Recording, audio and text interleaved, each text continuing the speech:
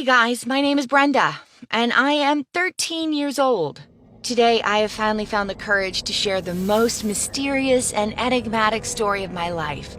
Have you ever had any really weird things happen to you?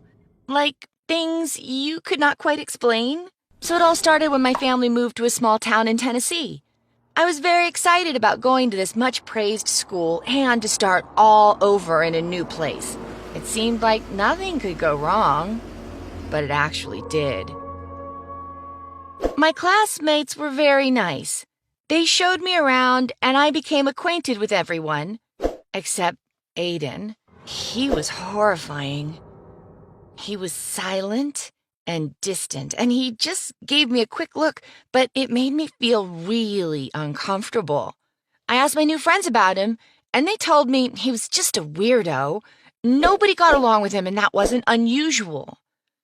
They also said that he collected strange things and never let anyone touch the bag where he kept all his stuff. To tell the truth, I used to be really into any kind of mysticism at that time, so I got really intrigued. And then my classmates had a reckless idea. They wanted to steal Aiden's bag and look to see what was in there. That was the plan. They were supposed to distract him, and I had to grab his bag. And that's what we did, but it didn't work out properly. Aiden noticed me taking the bag and became furious. He screamed, yelled, and even cursed me. I got so scared that I ran away as fast as I could. I was running without looking back, but heard him cry out something like, "You're going to regret this!" And soon afterward, everyone was looking at the contents of the bag with an unnatural interest and horror. There were things like rocks, feathers, dry branches, and even dead birds and the remains of dead cats. I was mortified and kept my distance. I was sure that Aiden would not stand for this. But nothing bad happened the next day or the day after, so I thought the story was over, but no such luck. One day, there was a knock at our door. It was some strange woman. She said she was our neighbor and came to just say hi to the new tenants. She even brought a cake. So my mom went to the kitchen to grab plates, and I stayed with this woman all alone. She was frightening and attractive at the same time. She was staring at me and then suddenly asked me if I could get her a glass of water. But when I came back with the glass, the room was empty. The woman was gone. My mom came back with tea and cake and asked me what had happened, but I didn't know what to say. We were both very surprised. What urgent business could have made our guest leave without saying goodbye? Then I looked at the chair where she was sitting and saw a book. I opened it and couldn't believe my own eyes. It was a spell book or something. There were a lot of strange pictures and symbols in it. I took it and snuck into my room. It was absolutely fantastic. I spent hours looking through that book, and then I found a folded note in between the pages. It said, "If you want to know more, just let me know." I was dying of curiosity. The woman told us where she lived, but I didn't have the courage to just go to her house. Then, the next Sunday morning, when I was leaving for the supermarket, I saw the woman standing on the corner. I guess I didn't realize what I was actually doing, but I went up to her with my legs shaking and breathed out, "I want to know more." She smiled at me and told me to meet her at a small shed in the nearby woods. Of course, I didn't say anything to my mom about what I was doing. She never appreciated my interests in the mystic. But all this was far too intriguing to resist. I went to the shed at the appointed time, and the woman was waiting for me. It seemed I had entered into a witch's house. The shed was full of cauldrons, jars with some weird stuff, dream catchers, and other curious items. This woman started to tell me stories and explain the meanings of the pictures and symbols in the book she had left for me. I just couldn't stop listening to her. It was as if I had been hypnotized. She told me that I had a gift and that I was the chosen one. She also warned that I had to value all of this knowledge and to keep it a secret. And I went back there again and again. I even started skipping school because I was much more interested in my magic lessons. Once, my mysterious teacher told me we were going to learn to make special amulets. She told me that if I did everything right, they would protect my family. That was so exciting!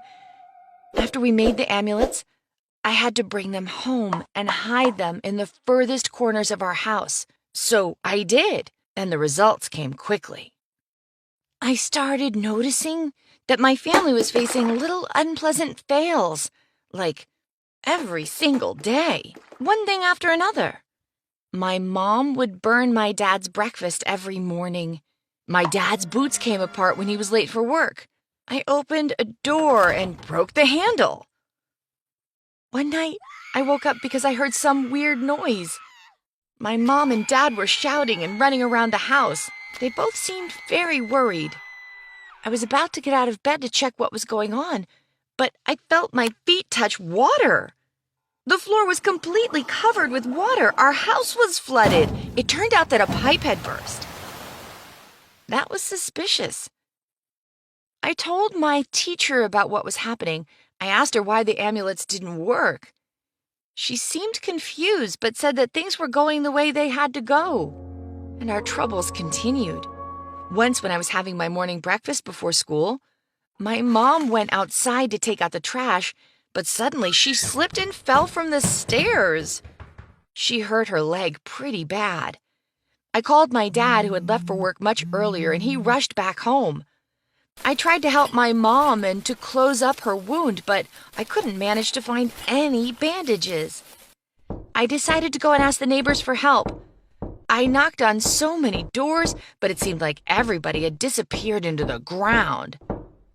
So I was running alone down the street when I realized I was passing by my spellcaster's house. I went up to her house and saw her in the yard. I was about to call out to her when suddenly I saw Aiden.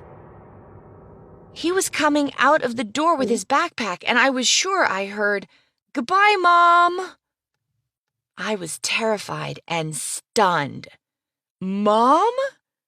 This woman was Aiden's mom. The very Aiden who promised I was going to regret what I had done. I've never had the slightest idea that he even lived on my street, but it all made sense now. I realized that I was the one to blame for what had happened. When I went back home, I was absolutely desperate, but there was a new development. Mom had been waiting for Dad for a really long time by then, but he never showed up and we couldn't reach him by phone. We got really worried when suddenly my mom got a call. My dad had gotten into a car accident. He was not injured badly, but he had to stay in the hospital for a while. I couldn't let all these awful things happen anymore. I had to fix it. I threw all of the amulets away. I looked under every chair and cupboard to make sure I had taken all of them out. And suddenly I found something horrible under our bookcase. There was a symbol drawn with a piece of chalk and a disgusting clump of dark hair. I had no doubt whose hair it was. Aiden's mom must have put it there when I went into the kitchen to get her some water. My heart sank. I cleaned all of this stuff out of the whole house and threw the book away as well.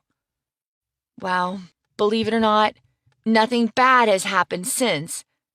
I never told my parents about Aiden and his mom and our lessons. I bet they would never believe me anyway. I don't even actually believe that it all happened myself. I wish it was all a gigantic coincidence or a bad joke. But to be honest, I don't know. Has anything like this ever happened to you?